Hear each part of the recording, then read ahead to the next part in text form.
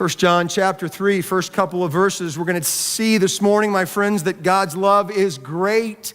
We're going to see that God's love is great. Secondly, we're going to see that God's love came first. And thirdly, we'll see that God's love is parental. Let's begin with God's love being great. Hope you'll write that down. God's love is great, but you've never experienced great love. No matter how good it is or was with your parents, no matter how good it is or was with a spouse, best friends, or a special sibling, the love you've experienced at any human level has been less than. It really has been. It's been less than what God designed for you. He loves you deeply, and he loved you so deeply that his only begotten, this special, unique, one-of-a-kind, never to be experienced again son of his gets sacrificed, given for you. This is how the love of God, the great love of God, is made manifest. It gets put right there in the open for us to see and experience because he really did give his son for you. Here's the second thing I want you to understand about God's love. It came first. This was his doing. He prompted this. He started this.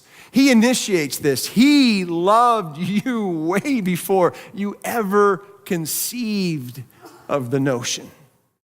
It says in Ephesians 1:4, just as he chose us in him, before the foundation of the world, he chose us, that we would be holy and blameless before him in love. There is that great love of God popping up in eternity past. He predestined us to adoption as sons through Jesus Christ to himself, according to the what? According to the kindness, the kind intention of his will. Then thirdly, we see here that his love is fatherly. His love is paternal. I hope you'll write that down.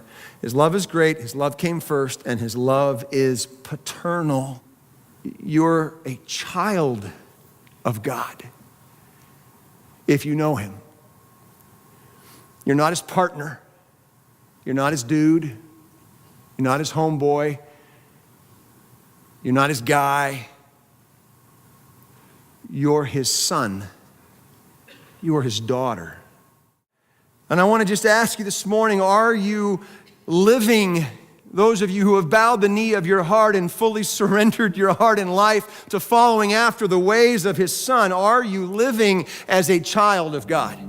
Children are under authority. Children are provided for. Think about that. Think of his provision for you. Think of the way he has graciously, day after day, week after week, month after month, he has brought to your life the things that you need. Oh, that you would be loyal and faithful to this God who has loved you greatly.